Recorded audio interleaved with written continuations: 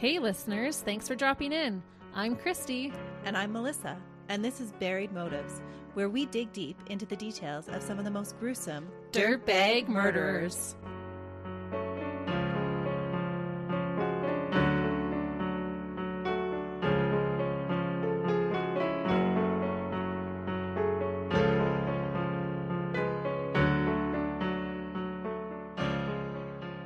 Hey listeners, Welcome back to Buried Motives. we're so glad you're joining us this week.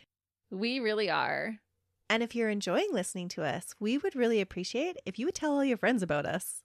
Absolutely. We're trying to grow our podcast, and the best way to do that is word of mouth. So if you enjoy us, we'd love for you to tell your friends, have them check us out, or even tag them on some of our social media posts so they too can listen. And don't forget your neighbors and your coworkers. That's right. And that's our shameless plug for the day. But our main focus, regardless of how many people are listening, is the dirtbags that we're talking about. And boy, do I have one for you today. I can't wait to hear. Okay. Today, we are taking a wild ride to the UK to discuss a woman who was coined the UK's most dangerous woman. And I might have to agree, she's right up there. I don't know, we've covered some interesting females. We really have. And she's right up there with them. She's in the running. There is debate if she is considered a serial killer or if she is more rightfully classified as a spree killer. This woman killed 3 men in the span of just 10 days, 2 of them being on the same day. 10 days between killings is considered too long to be a true spree killing. Usually there is little to no time between killings, even though the location of the murder typically changes. However, a serial killer generally has more time between killings. A serial killer is considered a person who murders 3 or more people, with each murder taking place over more than the span of a month, meaning they have a cooling off period between each murder. Yeah, in 10 days, there's not much of a cooling off period there. There isn't. But is it a spree killing or is it a serial killing? She kind of falls somewhere in between. What did all these men do to tick her off? Oh, nothing. Really? Yeah, she's so terrifying. This woman is truly in a class of her own. People may debate over what type of killer she is, but the one thing that everyone can agree on is that she is a massive dirtbag. The other thing people can't seem to concede on pertaining to this dirtbag is her name. What? Honestly, I found multiple reports of her first name being Joanna, and then just as many reports with her name being listed as Joanne, even on legal documents. In a documentary I watched produced by Real Stories, she is referred to as Joanne. Plus, in an arrest video of hers, she introduces herself as Joanne. She's actually flirting with some of the officers. As she's being arrested? Yes. Oh, man. So Joanne is what I'm going to call her. And a little side note, just to confuse us even more, she also often went by Jo with her family and friends. But we're sticking with Joanne. Just know it could be legally Joanna. And this was a first for me to have a challenging time figuring out the person's name that we are discussing.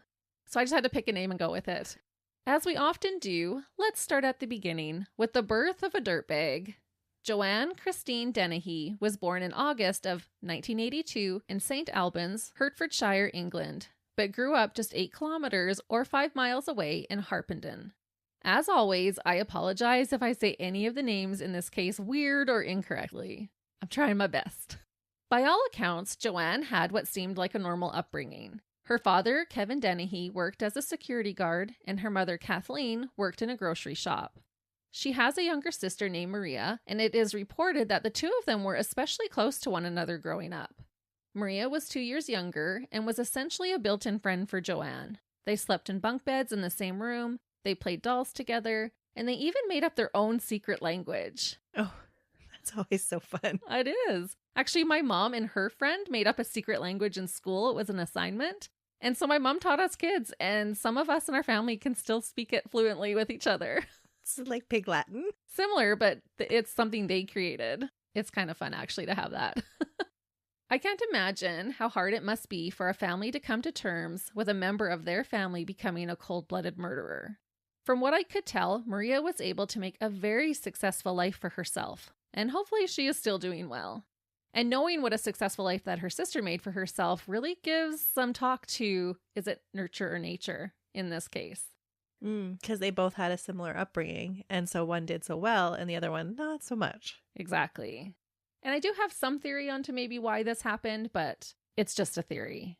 Right. That argument to me is always interesting because they would have shared some of the genetics too. That is true. Good point. Joanne's parents were described as strict but loving. Joanne did well in school when she was younger and enjoyed playing sports. She had dreams of becoming a lawyer. She attended Roundwood Park School and played on the school hockey and netball teams. And I didn't know exactly what netball was, so I looked it up and I went on a little rabbit hole. It was actually so interesting. Did you see my eyebrows perk? Like, what the heck is netball?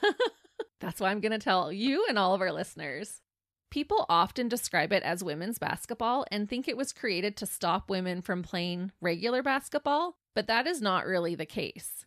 A woman named Clara Bayer asked James Naismith, the inventor of basketball, in the 1980s to send her a copy of the rules to England. A good old Canadian. That's right. He sent them to her, and her misinterpretation of its rules resulted in the development of a totally separate sport, which was later named netball. Oh, that is hilarious. Isn't it? So he sent her the rules, and she was trying to figure it out, and this is what they got out of it. So it was supposed to be basketball, but she ended up creating her own sport from it. From what I could gather, it is different mainly because you can't dribble or bounce the ball, nor can you run while you have possession of the ball. Oh, I can see how that happened because when he originally invented the game, they weren't allowed to dribble, but then they weren't allowed to travel either. And so they had to allow some way to move the ball other than passing. Mm-hmm. And so that was like an add-on to the game afterwards. Yeah, I just found it really interesting. And if my husband's right, I think he said there's no backboard either. It's just the net. Oh, it's just straight hoop. Yeah. Any of our UK listeners, you can set us straight if we have it wrong. That's just what I found by searching what is netball. But now coming out of that little rabbit hole, things went smoothly for Joanne until she hit her teenage years. When she was 13, she started interacting with boys who were much older than she was. And at age 15, she started dating a 20-year-old man named John Traynor. Oh, that's quite a bit older. It is, especially at those ages. Like 5 years when you're older is not a big deal, but between 15 and 20, there's a lot of development going on in those years. And even just totally different places in your life. Oh, yeah. How did those two even end up in the same circles to be interacting to meet each other? Well, they met each other while John was out walking his German Shepherd dog in a park one day in 1997. So it was just a random meeting. And was she an animal lover? She wasn't an animal hater. I think she was just in the park. She wasn't somebody that tortured animals then. No, she did not torture animals at all. This would be considered an illegal relationship. However, John maintains that things didn't turn sexual until Joanne turned 16, which was the legal age of consent in the UK. So I don't know. We'll just take that with a grain of salt, but John does seem to be a pretty decent guy in this whole story. Okay. Yeah. Other than he dated a 15-year-old when he was 20. Yeah. Joanne started to skip school and heavily consumed drugs and alcohol. Along with John, who's a good guy. Right? Yeah, he probably was too, but not to her extent. You can tell me your opinions of John after you learn more about him. Okay. She would sometimes even show up to school intoxicated. This also led her to get into trouble with the law, mostly petty crimes like theft. That's a slippery slope that often happens. Onlookers would say that she just fell into the wrong crowd. It is interesting to reflect on this change in Joanne. It seemed sudden and without explanation. It is believed that she came from a good home and was well taken care of. Joanne would much later claim that she had been abused, but her claims were not really believed or substantiated. My personal opinion is that perhaps there was some sort of sexual assault or abuse that took place in her early teens. She flocked towards older men and would later target men as her victims. She would also flirt with men and women all the time, which to me means she was seeking validation. It actually gave me baby Eileen Wuornos vibes, but this is purely just my speculation. By age 16, Joanne moved out to live with John, and her partying ways just increased. She started to have violent outbursts when she was under the influence, and John was often at the receiving end of that violence. Beginning in her teens, Joanne got pregnant twice and gave birth to 2 beautiful little girls. Her first daughter was born in 1999 when Joanne was 17. I read in one report that Joanne surprisingly cleaned up her act while pregnant. She stopped using drugs and drinking for the sake of her babies. Once they were born, all bets were off and Joanne reverted to her toxic ways. So who took care of her kids? John. Oh. So this is where I changed my opinion to John? I think so. Once they start having kids, it seems like John cleans up his act and is taking his responsibility as a dad very seriously. He is the more mature one of the both of them. That is true. People said she never really seemed to bond with her girls. John said about her having children, quote, "She never wanted the kids. She always said she wanted it to be just me and her. We took a photo of her holding the baby. You could see in her face she was not interested." Oh, those poor children. Joanne started to use harder drugs like cocaine and began having extramarital affairs with both men and women. Throughout this case, everyone seems to state that people, both men and women, were drawn to Joanne. People couldn't resist her. It sounds like she had this bigger-than-life attitude, which can be enticing to be around. Oh, absolutely. Kind of magnetizing. Mm-hmm. John said that while he would be working 17-hour shifts, Joanne would be partying and sleeping with the neighbors. Oh, but he stuck it out with her. For a while. Okay. On top of all of this, Joanne sadly began self-harming. She would cut herself often, sometimes even while engaging in sexual activity. She was also watching what was described as significantly violent pornography. And was she into BDSM? She was into giving and receiving pain. Okay. During sexual activity, yes. After John found out about her affairs, after their first child was born, he left with their daughter. However, he did end up taking her back. At that time, Joanne got a job at a farm where she dug vegetables. Although she was working, her drinking increased, and she eventually convinced her employer to pay her in alcohol. What? About this, John said, quote, "She was being paid in bottles of whiskey and vodka. She was coming home paralytic, smashing up the place." So she was a violent drunk, and she was drunk all the time. What employer does that? I don't know. Keeping her off the books, I guess. Yeah, I guess. And maybe you can still dig vegetables when you're hammered? I don't know. But even just morally. Right. You know this woman has an infant and a husband at home that she's supposed to be out making money for, and I'm just going to pay her in alcohol because it's cheaper for me? It's got to be a dirtbag employer too, no? Yeah, it's not a very upright, standing citizen type of thing to do. No. While in a rage, Joanne almost pushed her daughter down the stairs when she barged past her. She was drunk and physically abusing John. He again left with their child and went to live with his mom. They were apart for about a year and a half. During this time, it is alleged that Joanne continued to spiral. She spent time in a psychiatric facility and had turned to sex work to pay for her addictions, which landed her in jail. Oh, again, another one of those slippery slopes when you become addicted to substances. After this time apart, John and Joanne got back together once more in 2003, and this is when they had their second daughter together. Again, it is said that she straightened up during this pregnancy, but then hit the bottle even harder afterwards. She was drinking strong lager first thing in the morning. Joanne's self-harm escalated as well. She was using razor blades to cut herself, and the scars were getting more noticeable. John said he tried to help the mother of his children, but to no avail. She would leave for weeks with her lovers and come home with bite marks on her neck. Oh. John said, quote, "I tried everything to get her off booze and drugs and show her what she had sitting right in front of her, but she wouldn't even give the baby a cuddle or a kiss." John recognized that he was letting Joanne walk all over him. This continued until an incident occurred in 2009, an incident when John realized Joanne was no longer the woman he had fallen in love with.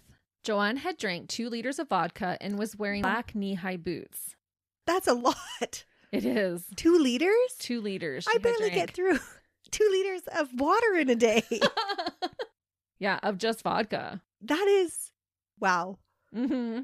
That's a lot of alcohol. It's amazing she didn't have alcohol poisoning. Yeah. On this day, she pulled out a 6-inch dagger from her boot and stabbed the carpet with it. John said she paused to look up at him, and he said her eyes were cold and blank. She was thinking about killing him? I don't know. She just pulled this dagger out of her boot, stabbed the carpet, and was staring at him. And he said there was nothing in her eyes, basically. And what the heck is she doing with a knife in her boots? Exactly. Probably to protect her while she's doing sex work? Maybe. Ugh, that is crazy. It is. And I'm not sure if she was still doing sex work at this time, but she had been when they were apart, and she could have been to continue to get money for her drugs and alcohol. Who keeps a knife in their boots? I know. In their knee-high boots. Yeah. Not the PTA moms I know. Yeah. Either way, He was terrified, and he knew he had to take their children and get as far away from her as possible. And that is exactly what he did. Okay, that's a good thing. It sounds like he should have left a long time before that even. Mm-hmm. He just was really trying to help her. He wanted to keep their family together. Well, it's so hard when you love someone. You do want to help them. Exactly. And you don't really want to break up your family if you can help it. I changed my opinion about John. Okay. I did too. Joanne didn't make any attempts to see her children after this, and from what I could gather, she didn't see them again until her oldest daughter went to visit her in prison many years later. She didn't even care. Even that would mess you up as a child. Yeah. Your own mom not wanting you? It would be a hard pill to swallow. But hopefully they can just consider the source. She didn't want anybody. She only cared about herself. Right. And it seems like she has difficulty creating attachments. Are you thinking that's just because of the drugs? Yeah, because she had a really strong relationship with her sister growing up. It was just she wanted drugs more. Yeah, I think she reveled in this wild lifestyle. I think all of it was enticing to her. Well, it's so hard when you have an addictive personality that if that's what sets your dopamine receptors off, that's what sets them off. And then you just keep going after it more and more. Yeah, you seek that. After John left her, Joanne continued with her transient lifestyle and did what she needed to do to get her next hit. At some point, and this possibly could have been when she was still with John, Joanne got a tattoo of a star underneath her right eye. And allegedly, she etched this tattoo into her skin by herself. If she did, she actually did a good job. Like, it's not a wonky looking star. It's a star, but pretty noticeable underneath her eye. Was there any significance to it? Not that she ever revealed. Okay. A year before her 10-day murdering spree in February of 2012, Joanne was admitted into the Peterborough City Hospital and was diagnosed with having antisocial personality disorder, as well as obsessive-compulsive disorder. And we will look a little more at reports about her mental state when we go into the trial information. But I just wanted to mention that this was a year before she had these diagnoses. Her inability to create attachments goes into that disorder. Yeah, I guess that probably would. Yeah. On March 19th, 2013, Joanne Dennehy would claim her first victim. She had met a man named Lucas Slaboszewski. Lucas was originally from Poland. He moved to England in 2005. He was 31 years old, the same age as Joanne, and worked in a warehouse. The two of them hit it off right away and spent a few days texting back and forth. Lucas was excited about Joanne and had even texted one of his friends back home about what an amazing woman he had met in England. He said life was beautiful now that he had her as a girlfriend. Oh, that just makes it so much more worse when you know that she's going to murder him. Yeah, she was not feeling the same way. But she had this kind of spell over people. The messages between Joanne and Lucas were flirty in nature, so he wasn't suspicious when she invited him over for a hookup on a random Tuesday. And just a little side note, this was just 2 days after St. Patrick's Day, so I wonder if they met at a pub on that day, because it was reported that they didn't know each other for very long. Okay. Just a few days. Joanne texted Lucas an address to meet her at, and he unknowingly walked right into the Peterborough Masonette at 11 Rollston Garth, where he would quickly lose his life. A masonette is like an apartment-style duplex with individual entrances to the outside, if I understand it correctly. We will talk about it in a bit, but this was just one of the places where Joanne was staying. Joanne attacked Lucas right inside her front door. Many believe it was as soon as he entered her home. Oh. But there was no way to really know if it was when he arrived or if she attacked him right before he left. Either way, it was right at the door. Either way, Joanne ended his life by stabbing him in the heart with a pocket knife. And not the tiny type you took to girls' camp with you either. It looked more like a hunting knife with a thicker blade. Just randomly. And right in the heart. Criminologists would later comment that Joanne's choice of weapon and killing method was quite unusual for a woman.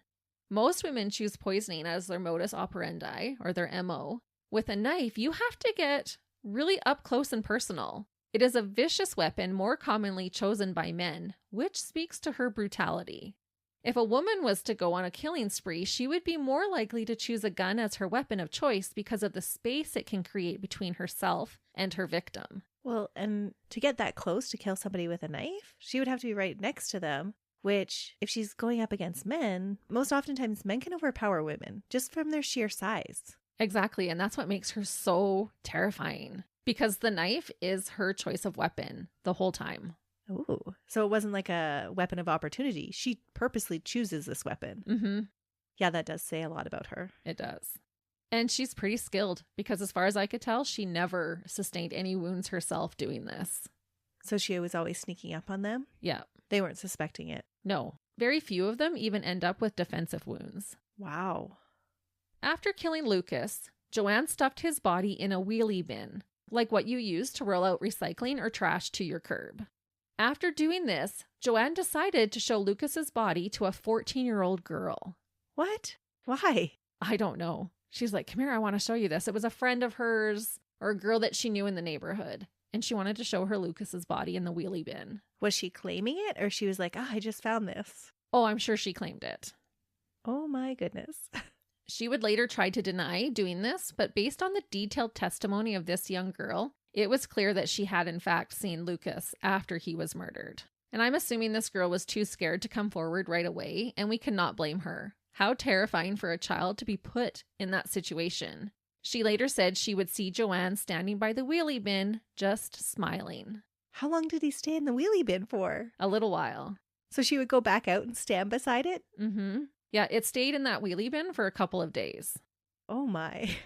That's bizarre to me. You think he wouldn't want to be seen anywhere near it, but she's sitting there claiming it? Yeah, standing by it smiling. I bet she got off on it. Oh. I bet it gave her this rush like, I killed this man and here he is in the garbage. Probably. She knew she would need help disposing of the body, so she ended up calling up her friend Gary Stretch. Gary was an ex-con as well, and reportedly worshipped the ground Joanne walked on. Like I said earlier, she was said to have some type of magnetism over people. Gary was 47 at the time and stood 7 feet 3 inches tall. Oh. He was a massive man, and I thought how iconic that his last name was Stretch. Because he was so tall. Yeah. I read in only one report that his last name was actually Richards, but even his court documents had his name listed as Stretch, so that's what we're going with. So she calls in this big brute of a man to help her get rid of another man's body. Yes. When Joanne would yell jump, Gary asked how high. So when she said she needed his help, he did not hesitate. To have a friend like that. That's a real partner in crime. It just speaks to how much control or how much allure she had over this man, though. And she seems to have this over everybody. This is not the first time we're going to see this in this case, that people are just drawn to her and will do anything for her. So she's super charismatic. Mm-hmm. The two of them purchased a Vauxhall Astra car to transport Lucas's body. I read reports that Joanne's landlord helped them buy the car, but I cannot confirm if he knew why they needed the car. Why is her landlord helping her buy a car? Oh, he's mesmerized by her as well, and we're going to get to him soon. Oh. Gary decided to nickname the car the hearse. Oh, that's dark. It is. Gary's really disturbing, to be honest. We'll get more into him too. Joanne and her henchmen dumped Lucas's body in a ditch on the edge of Peterborough at Thorny Dyke and didn't look back. 10 days later, Joanne struck again. It was March 29th, which happened to be Good Friday that year. Joanne also stayed at 38 Byfield, where she had her own room, but other people lived there as well, and they shared a bathroom with each other. One of Joanne's housemates there was a man named John Chapman. He was 53 years old and was a veteran of the Falklands War. Joanne and John were known to not get along. A neighbor claimed that John told her that Joanne was a mad woman. Joanne claimed that she caught John peeking in on her while she was in the shared bathroom. However, Joanne was known to have a habit of lying and had been drinking with John and another housemate named Leslie Layton and Gary Stretch just a few days prior. So they didn't like each other, but they were drinking together a few days before this. Well, they lived in the same house. Yes. So you would try to get along. Yeah, so this is more of like a roommate situation. Right. His attack occurred in the wee hours of the morning while he laid in his bed. He was later found with 4 times the legal driving alcohol limit in his blood, so it is unsure if he was passed out when she attacked or if he was sleeping. Either way, he likely had no idea what was about to happen to him and didn't get the chance to defend himself. So did she ever give a reason why she's killing these men just out of the blue? Yeah, we'll talk about it. Okay. But basically just for fun. What? Mm-hmm. That just makes it so much more scary. I can never decide if it's scarier if they are cold and calculated and they plan it and they have a reason, or if they just enjoy it and it's so random. It's way scarier to me when they are doing it just for the enjoyment of it. Yeah, I think so too. Joanne stabbed John in the neck, severing his carotid artery, and then continued to stab him 5 more times in the chest. 2 of those stab wounds punctured John's heart, and one of them was inflicted with such force that it sliced right through his breastbone. What? Mm-hmm. She's not a very big girl. That's impressive strength. It is. It just shows to what rage and force she has. Because these are grown men that she is attacking. In just 10 days, Joanne had already escalated in the ferociousness of her attacks. After killing John, Joanne called up her trusty sidekick Gary and said, quote, "Oops, I did it again." No way. I assume this was said in a jokingly manner to play on the Britney Spears song of that same title. Yeah, it sounds like it. Mm-hmm. So she's sitting in there joking about it. Yeah, oops, I did it again. Ha ha ha. Yeah, not funny, Joanne. What a dirtbag. Just like she was standing outside the curb with her little rolly bin. Yeah, she's very cold-hearted throughout this whole case. I can see why she's coined UK's most dangerous woman. This time, Joanne also recruited her other roommate, 36-year-old Leslie Layton, who had been drinking with them the few days before, to help clean up the crime scene and get rid of John's body. Leslie was later found with a picture of John's dead body on his cell phone that he had taken at 7:32 a.m. that same day. So basically, Joanne explains to him what she had done and said, "Hey, we need help moving a body." And Leslie's response was like, "Okay, great." And then says, "Wait, let me take a picture first before we move him?" I was like, what? She's hanging out with some class act people, hey? Yeah. I think this is all we need to know about Leslie to understand his character. Because I can't even imagine 2 people in my life that I could call up and be like, "Hey, I killed someone. You want to help me out?" And then, oops, I did it again. And then find a second person to help me? Yeah, that is just bizarre. Yeah, they were more than willing. And a twisted enough person that's going to take a picture with the dead body. Yeah, who does that? Yeah, that's weird.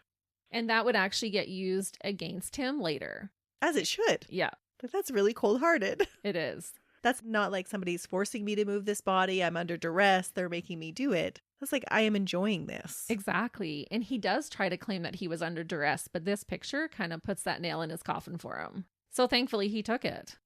Gary showed up to the residence, and Leslie ran out to run a few errands before they moved the body. So just so relaxed, like, Yeah. "Oh, I gotta go do a few things. We'll meet back here and I'll help you guys." Just casual, working it into my day. Yep. And before they had time to move John's body, Joanne claimed her 3rd victim that same day. 1 kill that day wasn't enough for her. Her victim was 48-year-old Kevin Lee. Kevin was Joanne's landlord. The one that worshipped her and helped her buy a car to get rid of the first guy's body. Right, but we don't know if he knew that the body was in there or not. Okay. Kevin was a husband and father, but like many others, he unfortunately became infatuated with Joanne. What does she have over all of these people? I don't know. Like a magic spell. Yeah. Potion number 9. Yeah, maybe. Joanne gained sympathy with Kevin by telling him that she was severely abused growing up. She told him she eventually killed her father to stop the abuse and served 8 years in prison for doing so. This was a lie. Her father was very much still alive, and there was no evidence to suggest that she was abused by him at all. Although, like I said at the beginning, I would not be surprised if she was sexually abused by someone at some point in her early teenage years. But it doesn't seem like it was her dad. It was not her dad. More likely the 20-year-old boys that she was hanging out with. Probably. No offense, 20-year-old boys, but yeah, it was probably the crowds that she was running with. Mm-hmm. Or even just the high-risk situations that she would have been in with. All the drugs and alcohol. Yeah, exactly. Mm-hmm. But no, her father was alive and she did not serve 8 years in prison for his murder. Sorry. So she told the landlord this, and he wasn't like, "Nope, application denied." No, he felt sorry for her. She said she spent all her life being so severely abused that the only way to get out of that was to kill her father. And then she served her time. She got punished for it. So he's like, this poor girl. So she knows how to manipulate people. Yes, that is the right word. Kevin was astonished at how tough Joanne was. So he hired her to collect rent from tenants that were late with their payments. Oh, that would be terrifying. Yeah. You would not want to be late with your payment? I would not want to come face to face with her. No. In any situation. In return for her strong arming tenants into paying, Joanne was allowed to stay at various locations of properties that Kevin owned for free. Oh, so that's how she had several places to stay. In fact, one of the reasons many believe that Joanne killed John, her second victim, is that he was being served an eviction notice, and she allegedly told him she would get him out of her house by any means. This made the judge believe his death was premeditated. I could see that. What started out as platonic soon turned into an affair between Joanne and her married landlord/employer. On Kevin's last day, Joanne tempted Kevin by telling him to come over so she could dress him up and rape him. Oh yeah, she's into BDSM. Mm-hmm. And he must be too. It was an offer he couldn't refuse. This enticed Kevin, so he agreed to meet her at her place at 11 Rollston Garth, the same place where she had murdered Lucas. Did he get farther than the doorway? That's actually debated if she killed him right away or, again, after they had engaged in sexual activity. At some point, after Kevin entered the property, Joanne stabbed him 5 times in the chest, penetrating his heart and both of his lungs. Unlike her other 2 victims, Kevin also sustained defensive wounds. He knew what was happening but could not fight her off. That would have been terrifying. I feel like she would have been almost like this demon coming after you, because this is a grown man. These were not scrawny men. How they could not fight her off. It's like a feral cat. Yeah. While Joanne was murdering Kevin, John's body was still laying at a different location. They hadn't cleaned it up yet. No. She was still waiting for Leslie to get back from his errands. Yeah. Oh, man. So she decided, I feel like doing another one. So I'm going to call Kevin. And she just enjoyed it so much that she couldn't wait. Yeah. That is scary. It is. When night fell, Joanne used her 2 goonies, Gary and Leslie, to help her load up and get rid of both bodies. To further humiliate Kevin, they dressed him up in a black sequin dress, as Joanne had promised, and posed his body. They hiked up his dress to expose his naked buttocks and positioned it upward into the air for all to see. Leslie allegedly stayed in the car while Gary and Joanne did this to Kevin. He was left in a ditch on the outskirts of Peterborough at Newborough. That's so degrading. It really is, and that was her purpose. She wanted to do that. She wanted to humiliate him. But he had always been so nice to her. Mm-hmm. Didn't matter. The trio dumped John's body in the same spot where Gary and Joanne had left Lucas's body earlier at Thorny Dyke. At this stop, Leslie had more nerve and did get out of the vehicle. He said he was shocked when he saw another body already laying, and I assume decaying, in the same ditch. She didn't even find a new spot to dump her bodies. No, so Kevin got put in a different ditch, and John gets put in the same ditch that she had put Lucas in. And these were kind of remote areas, so she didn't think that they were going to get caught. And this is how this whole case gets named, the Peterborough Ditch Murders, because she's dumping the bodies in ditches. Mere days prior to his death, Kevin reportedly likened Joanne to Uma Thurman from the movie Kill Bill, and as he put it, the woman from the Terminator. That's fitting. Yeah, it really is. The next thing they did was move Kevin's car away from the property where he was killed and set it on fire. The car, not the property. It is believed that Joanne may have had motive for killing Kevin. Some think that he knew she had killed Lucas when he helped her and Gary purchase the car, and she was worried he might tell someone. I was able to find the sentencing report given by Mr. Justice Spencer at the end of her court proceedings. About her reasons for killing Kevin, Justice Spencer said, quote, "That may be part of the reason, but it was only part. I am quite sure that the reason you murdered Kevin Lee in the way that you did and dumped his body in the way that you did was to gratify your own sadistic lust for blood." Yeah, it seems like she can't even control herself. Mm-hmm. She's getting shorter and shorter amount of times between killings. Yeah, I totally agree with that statement. Unfortunately, this lust for blood was not yet satisfied. What? I thought you said she kills 3. She does kill 3, but she tries to kill more. Oh, man. Is she going after Stretch next?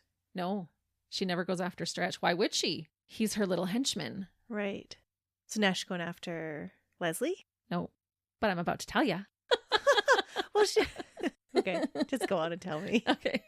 I'll stop guessing. Sorry. Obviously, I don't know the new guy. No, her next victim, she chooses at total random. Oh, then that really does speak to her bloodlust. Like, she doesn't even have a purpose now. I just need somebody to kill. Yep. Wow. Yeah, she's super terrifying and just out of control because she would have just kept on killing as long as she could have gotten away with it. The day after the double murder, a farmer discovered Kevin Lee's body in the ditch. When Joanne and Gary heard this news, they decided to flee. Police had named them as persons of interest. And let's be honest, these 2 dirtbags would be hard to miss walking down the street. A 7-foot guy? Yeah. Yeah, and a woman with a star tattoo on her face. Those are pretty noticeable markers. And not ones you can easily change. Right. The duo stopped in Norfolk to visit one of Joanne's former cellmates, Jillian Page, who later testified in court. She said that when Joanne saw that they were wanted on the news, she became extremely excited. Jillian said Joanne was so ecstatic that she began jumping around and said she knew they were going to end up in jail for a long time, and then compared herself and Gary to the infamous Bonnie and Clyde. And because of this, she wanted to murder at least 9 men.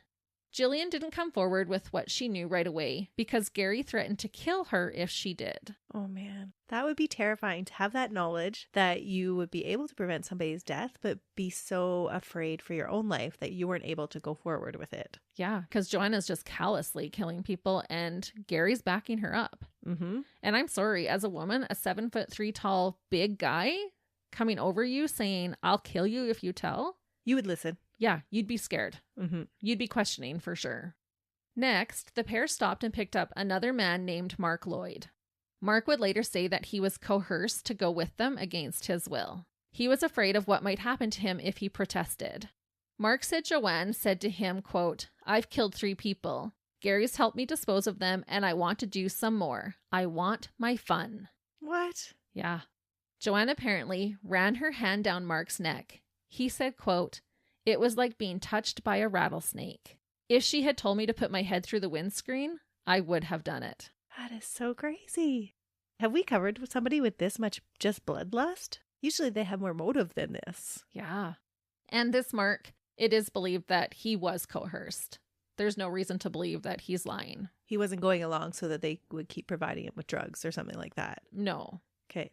On April 2nd, 4 days after her last murder, they made their way to Hereford, which was 225 kilometers or 140 miles away. During their stop, Gary and Joanne took bizarre photos. They had their shirts pulled up and one of their legs up on a railing. In this photo, you can see many of the scars that Joanne inflicted on her torso. She also has handcuffs dangling from her belt loop. I'm assuming they were trying to look provocative, but it comes across more disturbing in my opinion. That sounds like it was such a bizarre photo. Yeah, and if you look online, you can find it easily.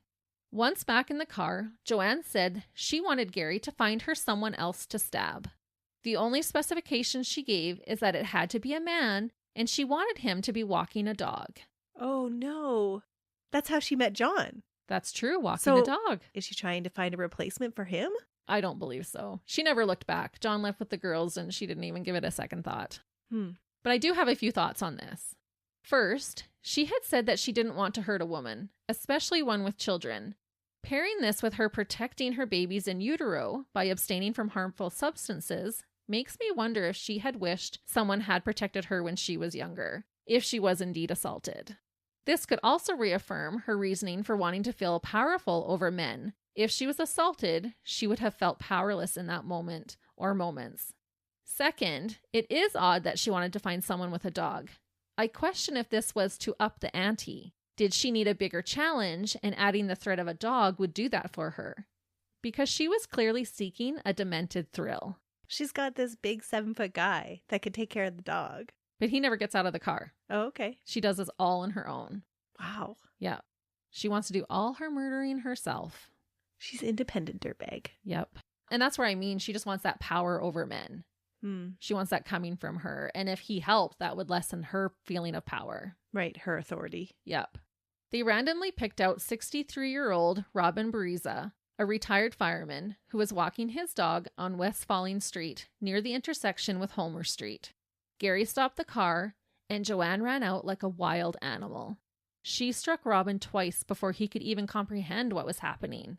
He said, quote, "I saw the lady with that thing in her hands. I didn't know what it was. I got worried and then frightened.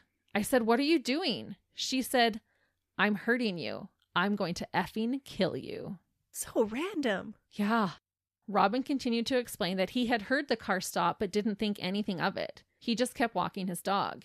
He first felt a blow to the back of his right shoulder, and when he turned around, he said it looked like Joanne looked right through him. You would think that she would be just in a blind rage. She would look right through him. How do you look at somebody and recognize that they're a human being and still want to kill them? Yeah. So you would have to look right through them. I know in other cases, like even like in the Ted Bundy case, people would say like even his eyes would change color while he was murdering. Like their whole look and countenance will change sometimes. And I think that's what was happening with her. That's what this guy was recognizing. Yeah. Kind of like that soulless glare, I think. Robin tried to fight her off by kicking her, but Joanne wasn't even fazed. She just kept trying to stab him. Being a retired firefighter, Robin kept himself quite fit. So this is pretty significant that she was able to overpower him. Was she high and on drugs? She likely was. Okay. But not to the point of being overly intoxicated. Because the judge does look at that on the CCTV footage later, and she's not incapacitated.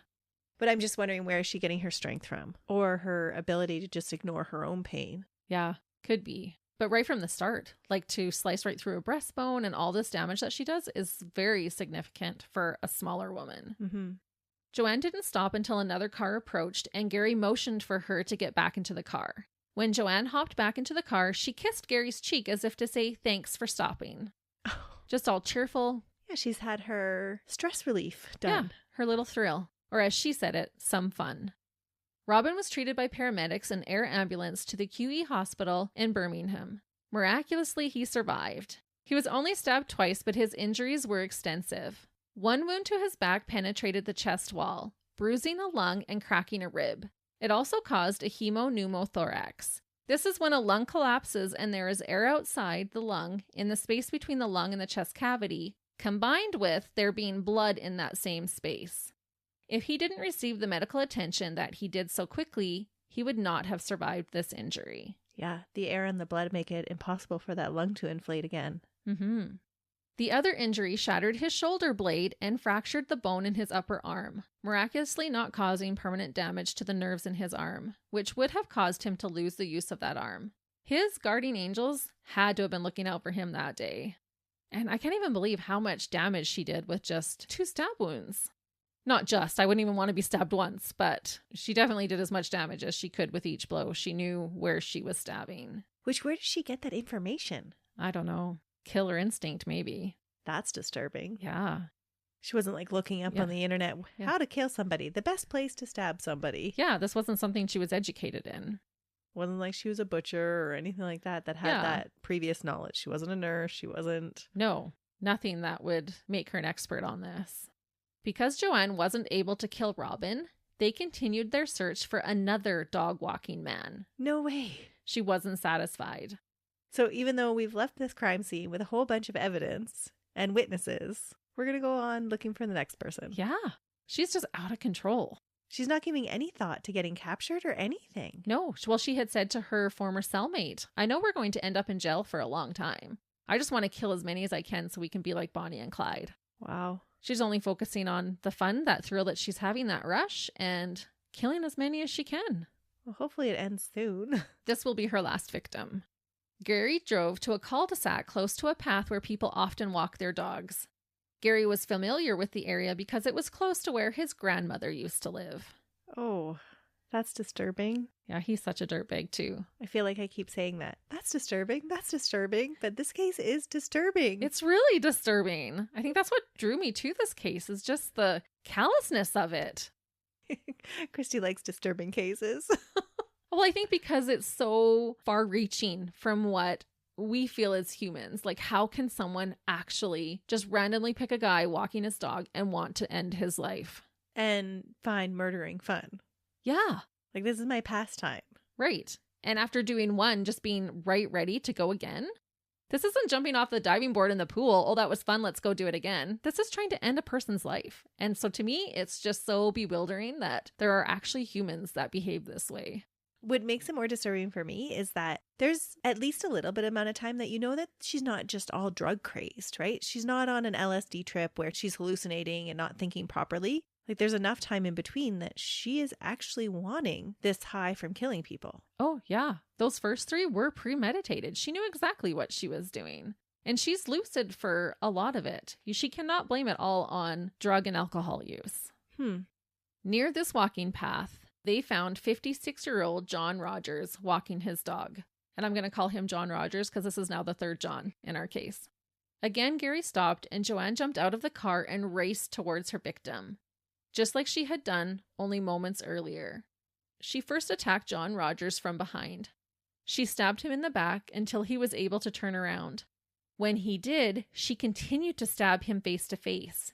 In between stabbings, Joanne would push John Rogers until he eventually fell to the ground. Once she had him immobilized, Joanne continued to viciously inject her knife into his flesh. She did this until she was certain he wouldn't survive. Once satisfied, she grabbed his dog and got back into the car, and they took off. She took his dog? She did. As like a memento? I don't know why she did. But both dogs, as far as I can tell, were returned to their rightful owners and were unharmed. But yeah, she steals his dog. So bizarre. Yeah. So she just wanted a dog, and that's why she was choosing a guy with a dog? I don't know what was going through her mind at that time. She obviously wasn't thinking clearly. No. But it is pretty random. I'm surprised the dogs didn't attack her. Maybe they did, and she just was kicking them off. Like, I don't know. I was surprised at that too, actually. My dog, I don't know if someone could get that many stabs in on me before my dog would have intervened.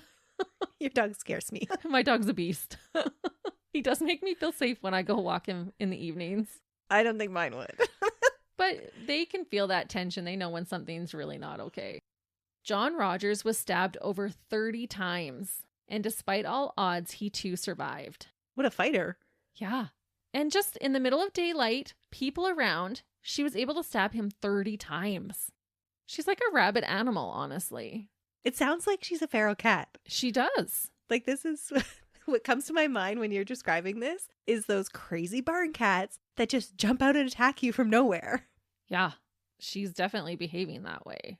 But then I guess maybe she'd be more like a polar bear because aren't they the only animal that kills for pleasure, not out of necessity? Yeah, maybe. I think they are. Yeah, because these people aren't even threatening her. No, she's coming up to these men from behind. She's first starts stabbing them in behind. They have no idea she's even coming. And actively seeking them out. Yeah. Like, oh, now I want this one. According to court documents, John Rogers had, quote, deep wounds to his chest, abdomen, and back. Both lungs had collapsed. His bowel was perforated and exposed. Had he not received the most expert and prompt medical treatment, he would have died from these injuries. He also received wounds to his hands and arms, which could have resulted in irreparable nerve damage. Again, had he not received immediate medical care, John Rogers would have not survived this attack. People on the street stopped to help him, and he was also transported to the hospital by air ambulance. John Rogers later said about Joanne during his attack, quote, she didn't seem to be showing any emotion. She didn't seem to be enjoying herself. She just seemed like she was going about business. As I lay there, I thought, this is where I'm going to die. Oh, that would be an awful feeling.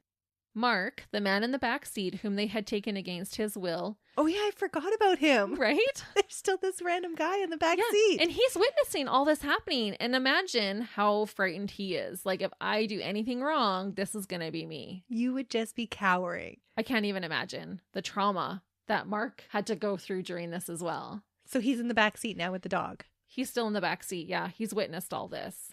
He later said that Joanne struck these men like in the film Psycho. He said she basically thrust her knife into them by putting her whole weight into it. And so that's how she's so strong too.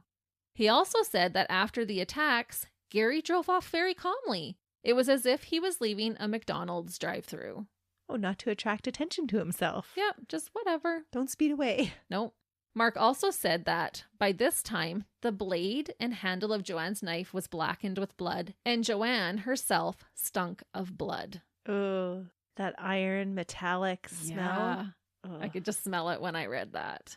Because these attacks were bloody. She's getting her hands dirty during these. And so the whole knife and the handle were just covered, and as it was drying, it was turning black, and she just reeked.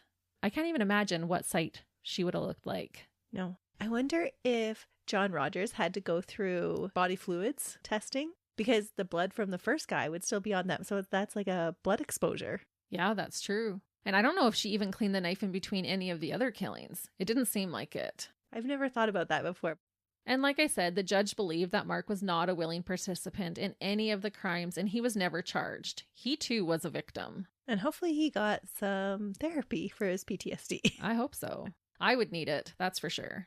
A nationwide hunt was implemented for the arrests of Joanne and Gary. Thankfully, with the use of CCTV footage, they were found and arrested later that same day. Yeah, it doesn't sound like they're trying to hide it all. No. They're probably out looking for another victim. Yeah. And like I said, they're pretty easy to spot, and the type of car that they're driving, they weren't too hard to find. And I think the UK has really great CCTV footage. I think everything is being filmed, which is awesome.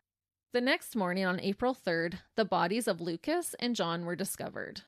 Another man named Robert Moore, who was 55, was also arrested for housing known fugitives. He had allowed Gary and Joanne to spend 2 nights at his home with him while they were on the run from police. So I know there's a lot of names in here, but just letting you know, another man was also arrested at that time. Likely somebody that Joanne had talked into doing them a favor. Exactly. And did he know that they were murdering people at the time? He did. And so we'll talk about him too. But yeah, he let them stay and didn't go to the police. There's so many people that knew about this. I know. And that's just what's kind of crazy. How she just can get all these people to do what she wants. Again, what a wasted talent. She could have been some great team leader. Just shouldn't have been a dirtbag leader. So crazy. It's wild. The trials began in November 2013. When it was time for Joanne to make her plea, she shocked everyone, including her own defense team, when she matter-of-factly pled guilty to all accounts. She said, quote, "I've pleaded guilty, and that's that."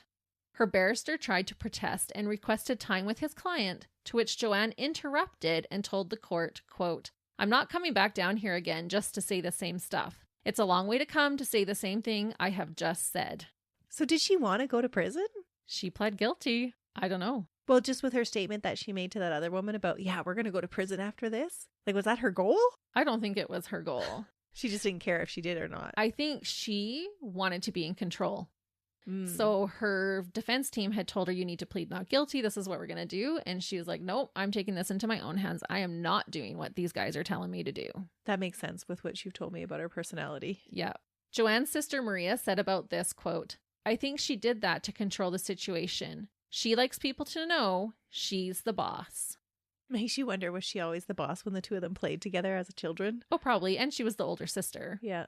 And thankfully, the judge allowed her plea to stand. So he didn't think that she had any mental health issues that were interfering with her making that plea. No, but we are going to talk about her mental health issues in a minute. Despite Joanne's guilty plea, Gary and Leslie both pled not guilty of the charges they faced. They claimed they were afraid of Joanne and had no choice but to help her.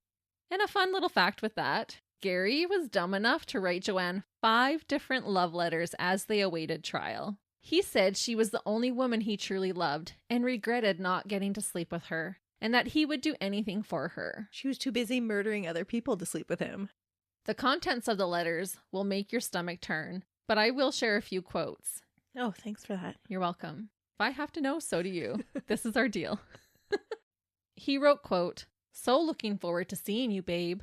Well, your sexy smile and those evil eyes of yours. Oops, evil meant to angel eyes. LMFAO. You have a dirty and dark mind. See you really soon. Your biggest supporter. I love you always. Love, Undertaker." And then he puts 7 X's for kisses. Hubby for lifey. He also referred to her as his devil in the flesh, a sweet bee, a bad girl, and an angel in sheep's clothing. And I don't know about you, but it doesn't sound to me like he was under much duress as he claimed. No duress at all. No. Like, how dumb. You don't think they're going to be reading these letters that you're sending to her? And she was reciprocating the letters, but his were all just gushing about her. I'm still trying to envision this 7-foot burly guy writing all of these little love notes. Yeah. But he was clearly infatuated with her. And for him to be like, oh, I regret that we never got to sleep together. And I really wanted to sleep with you because I love you, not just because I wanted to have sex, kind of a thing. Kind of shows me too that she was not interested that way. And so she just was keeping him under her thumb, keeping him wanting more. Yeah, she was manipulating him. Yeah, stringing him along. She was probably very well aware that that's what he wanted from her. Oh, yeah. And so by dangling that in front of him all the time, she kept him doing what she wanted him to do. Yeah, thinking he's going to have that chance. Joanne was examined by psychiatrists at Bronzefield Prison in Surrey and was diagnosed as suffering from paraphilia sadomasochism, which meant she experienced sexual excitement from inflicting pain and humiliation or bondage. this could pertain to receiving pain during sexual activity as well, which makes sense considering she would cut herself during the act. But why not just keep it at regular BDSM? Like, why take it to the next level of actually killing people? It wasn't enough for her. Oh. She was also diagnosed with psychopathic, antisocial, and borderline personality disorders. She was said to have superficial charm, callous disregard for others, being a pathological liar, and a diminished capacity for remorse. So all of those diagnoses are interesting because those are all diagnoses that usually you can see before adulthood. Mm-hmm. So why was nothing picked up before? They're not ones that a switch flips and just happen in adulthood. Right, and that is how it was described for her, is it was just she all of a sudden took this dark turn. Yeah, those all show up, like at least in your teen years. And that's when things escalated for her, was in her teens. Maybe it was these disorders developing and maybe she wasn't abused. And she was coping with it through alcohol and drugs. Maybe. It's hard to say. Joanne had told one of the psychiatrists that she killed to see how it would feel. She said, quote, "To see if I was as cold as I thought I was. Then it got moreish and I got a taste for it." Meaning she wanted more. Okay. She also referred to her killings as a fetish. These types of dirtbags, like we kind of talked about, are one of the most dangerous in my opinion. When the more they kill, the more they crave it. Yeah, that is so scary. Yeah, that's just getting into an evil that most people never can.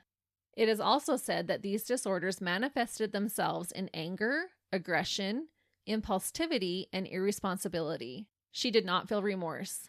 She was skilled at lying and had mastered the craft of manipulation. She was an extremely dangerous individual. The judge referred to her as a, quote, cruel, calculating, selfish, and manipulative serial killer. At the end of the trial, all of those involved in the crimes were found guilty. I won't go through the court details because there is no doubt who was involved and to what extent, but I will quickly go through their charges, the judge's reasoning, and sentences. The sentences were given together on February 28, 2014. Gary John Stretch was convicted of 2 counts of attempted murder and for prevention of lawful and decent burial for all 3 victims. The judge pointed out that he used his knowledge of the areas to help Joanne pick out victims as well as dispose of bodies. He also helped to clean up crime scenes. The judge also reflected on Gary's past criminal record. He had been in jail many times prior for things like theft, but he also had a restraining order placed against him, along with harassment charges. So he was violent. Mm-hmm. He also had threatened his former partner's life and then violently prevented that said partner from providing evidence against him. Ooh.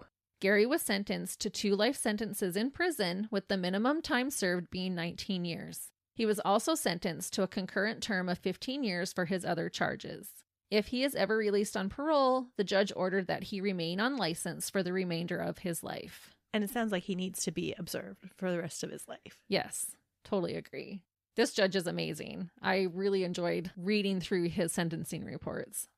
Leslie Paul Layton was convicted of preventing the lawful burial of John and Kevin and perverting the course of justice because he had lied to police when originally questioned. The judge believed that he did not participate in the murders, but that he did willingly help hide the bodies. There were ample opportunities for him to go to authorities, but chose not to. Plus, he took that photo of John's dead body as a memento. His friends testified that he was visibly distraught after his participation, but even if this is true, it did not prompt him to go to the police and tell them what he knew. He even lied when questioned. He was sentenced to 14 years in prison total for all of his crimes. Robert James Moore admitted to assisting an offender. He gave shelter to Joanne and Gary for those 2 nights, fully aware of the heinous crimes that they had committed, and did not go to the police. The judge did take into consideration that he had no previous criminal history and understood that he was under Joanne's spell. He was sentenced to 3 years in prison with the possibility of release after serving half of his sentence. If he was released early, he was ordered to remain on license for the duration of the sentence. Although Joanne pled guilty to her crimes, she blamed alcohol consumption for her actions. The judge rejected this claim based on the CCTV footage of Joanne. She appeared euphoric after attacking her last 2 victims and was clearly not inebriated to the point of being not responsible for her actions. The judge also pointed out how her evil actions affected the loved ones of her victims, as well as the ongoing lives of her surviving victims. Her two victims that lived, they probably had extensive psychological and physical difficulties after that attack. Oh, they absolutely did. Joanne Christine Dennehy was convicted of murdering Lucas Slabozewski, John Chapman, and Kevin Lee, as well as the attempted murders of Robin Bariza and John Rogers. Her other charges included the prevention of lawful and decent burial of her victims. For her premeditated murder charges, she was sentenced to life imprisonment with the term of a whole life order. This means she will never be released from prison. To ice the cake, Joanne was given decades of additional time for her other crimes. It won't make a difference in how much time she actually spends behind bars, but it's the principle, I think. Which seems fitting. It does, because she would do it again. Mm-hmm. I love when they do that too, because it always just covers the bases of what if there's a technicality? You get it on this, but we still have you for this. Right. And there was decades of time for that. Mm-hmm.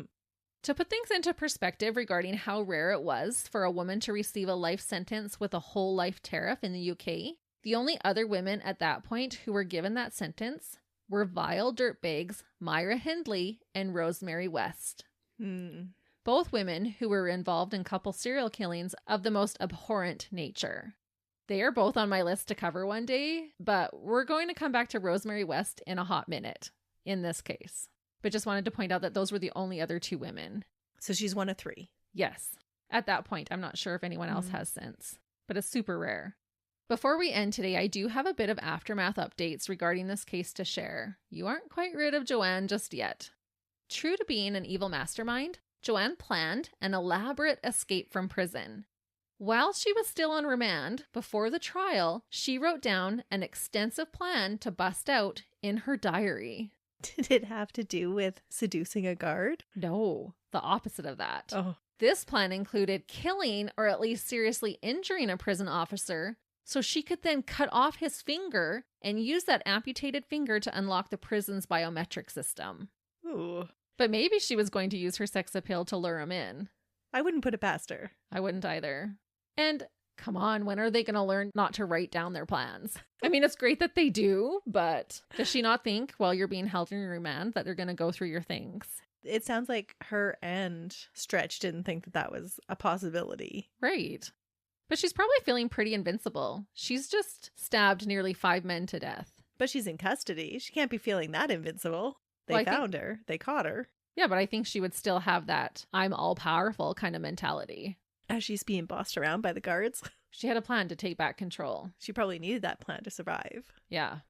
Because of this finding, Joanne was placed in solitary confinement from September 2013 to September 2015. That's a long time in solitary confinement. It was. So it was before court began until well after it finished.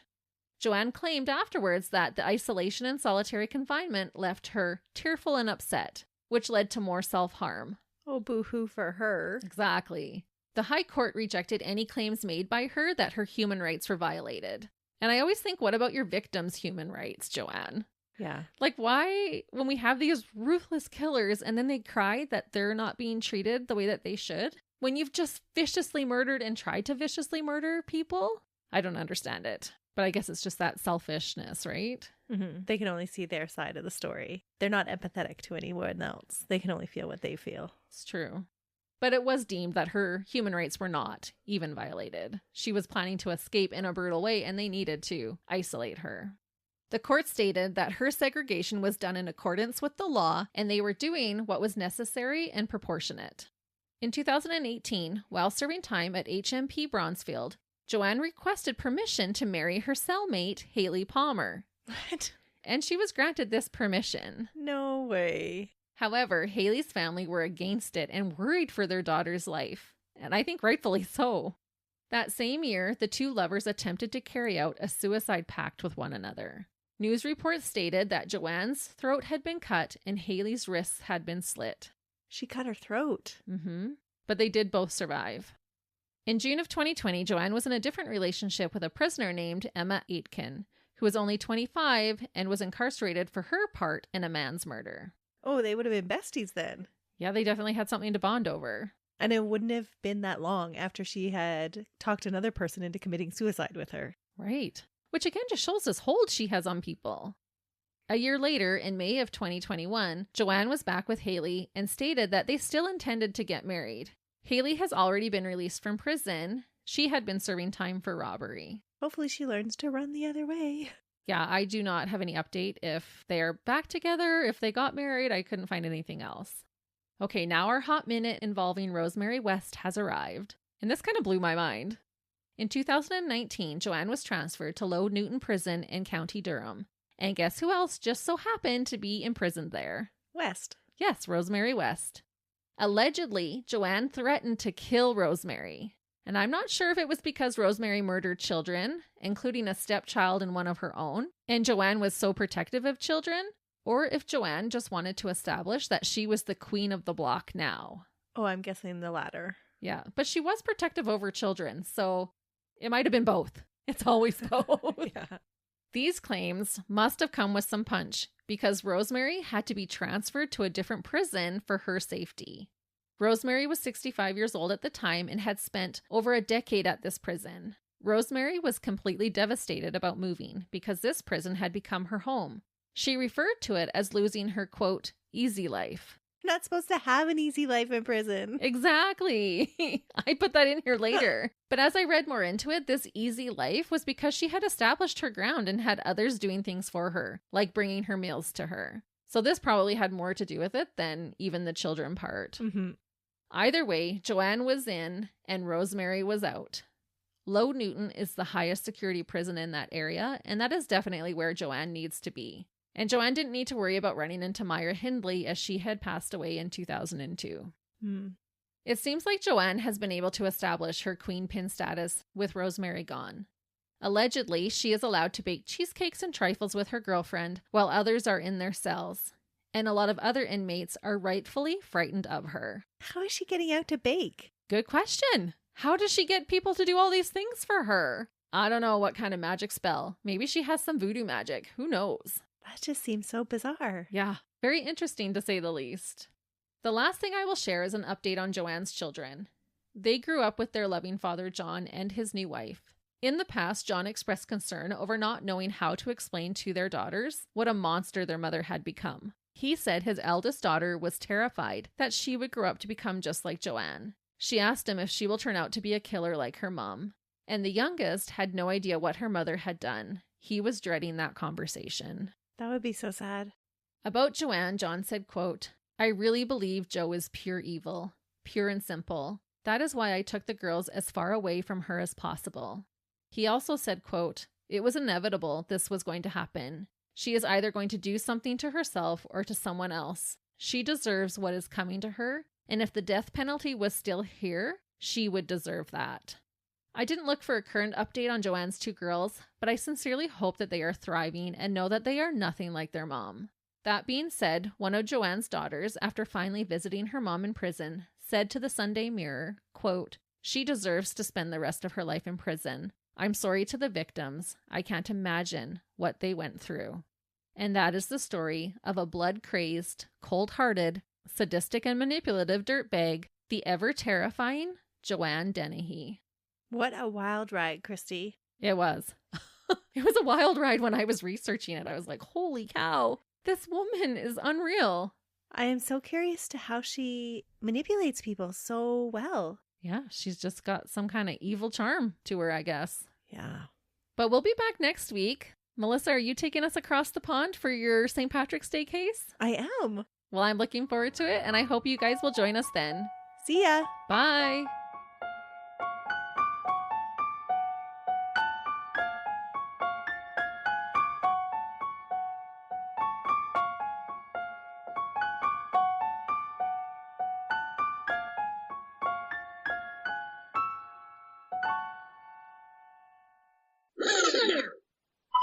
And then this should make our voices sound more dynamic as well. Ooh, yeah, because we were at 0. We were zeros. Now we're minus 12s. Wait, is that a good thing? I don't know. You gotta try something new every day. Variety is the spice of life. What'd you say? I said my mic is in my face. Get it out of your face. Wrestlers and gingerbread and ketchup. Oh my. The random things in our recording room. Usually there is little to no time between killings, even though even though the location. I'm being all awkward and weird. Okay. As soon as you start recording, I end up with so much saliva in my mouth. That's how I feel too. And then I'm like, I just gotta remember breathe and talk. And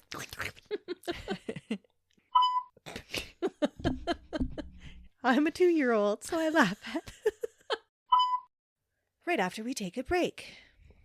Hey, Hi, everybody. welcome to our show. How many listeners will we get if we talk like this all the time? We're gonna unbury some motives.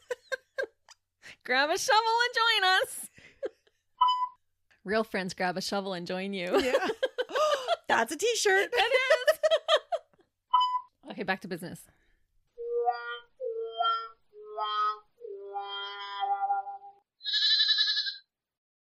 Another Sound Off Media Company podcast.